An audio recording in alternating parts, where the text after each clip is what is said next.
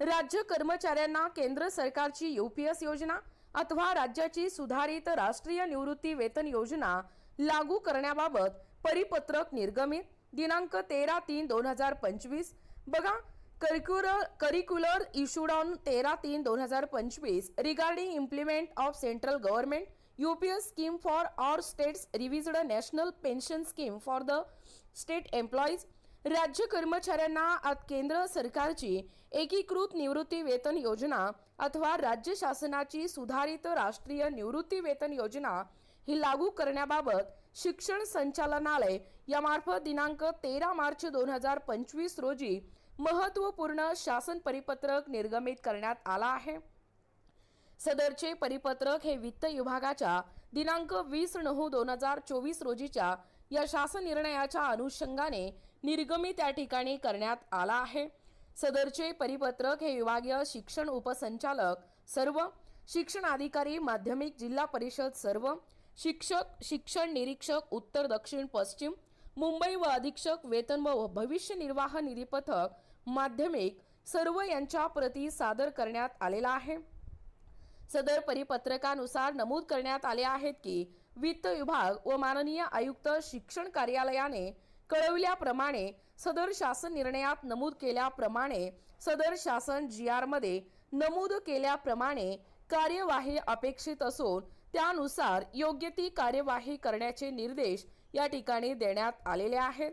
बघा, राज्य शासनाच्या या सुधारित राष्ट्रीय निवृत्ती वेतन योजनांमध्ये सहभागी होण्याकरिता द्यावयाचा एक वेळेचा विकल्प दिनांक 31 मार्च 2025 पर्यंत संबंधित कार्यालय प्रमुख किंवा विभाग प्रमुख यांच्याकडे सादर करायचा आहे।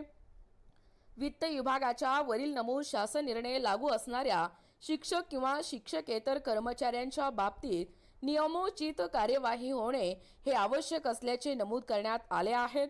तसेच शासनाने विचारणा केल्यानुसार शिक्षक किंवा शिक्षकेतर कर्मचाऱ्यांच्या या बाबतीत कार्यवाही करण्याचे व केलेल्या कार्यवाहीचा अहवाल हे दिनांक 25 मार्च 2025 पूर्वी सादर करण्याचे निर्देश या ठिकाणी देण्यात आलेले आहेत।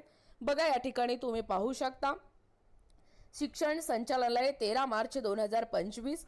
पहा विषय काय आहे। राष्ट्रीय निवृत्ती वेतन प्रणाली लागू असलेल्या कर्मचाऱ्यांना राज्य शासनाची सुधारित राष्ट्रीय निवृत्ती वेतन योजना तसेच केंद्र शासनाची एकीकृत निवृत्ती योजना यूपीएस लागू करण्याबाबत पहा अपडेट। उपरोक्त विषयाबाबत संदर्भ क्रमांक 1 ते 3 अन्वये आपणास या ठिकाणी कळवण्यात येते की वित्त विभागाने संदर्भ क्रमांक 1 या शासन निर्णय निर्गमित केला आहे। संदर्भ क्रमांक 2 व 3 नुसार शासनाने व माननीय आयुक्त शिक्षण कार्यालयाने कळवल्याप्रमाणे सदर शासन निर्णयात या नमूद केल्याप्रमाणे या ठिकाणी पुढील प्रमाणे कार्यवाही अपेक्षित आहे। राज्य शासनाच्या या सुधारित राष्ट्रीय निवृत्ती वेतन योजनेमध्ये सहभागी होण्यासाठीचा द्यावयाचा एक वेळेचा म्हणजे वन टाइम पासवर्ड विकल्प दिनांक 31/3/2025 पर्यंत संबंधित कार्यालय प्रमुख विभाग प्रमुख यांच्याकडे सादर करावा। संदर्भ क्रमांक 1 च्या या संदर्भात सदर शासन निर्णय लागू असलेल्या आपल्या अधीनस्थ शिक्षक आणि शिक्षकेतर कर्मचाऱ्यांच्या या बाबतीत या ठिकाणी नियमोचित कार्यवाही आपल्या स्तरांवरून होणे आवश्यक आहे।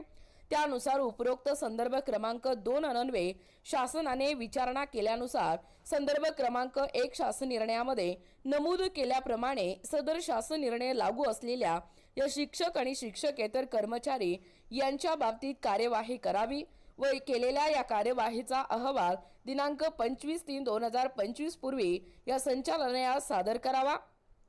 माननीय शिक्षण संचालक यांचे मान्यतेने सोबत वरील प्रमाणे बघा, एकूणच अशा पद्धतीने तुम्ही पाहू शकता एकूण प्रत माहितीस्तव या ठिकाणी सादर करण्यात आलेला आहे।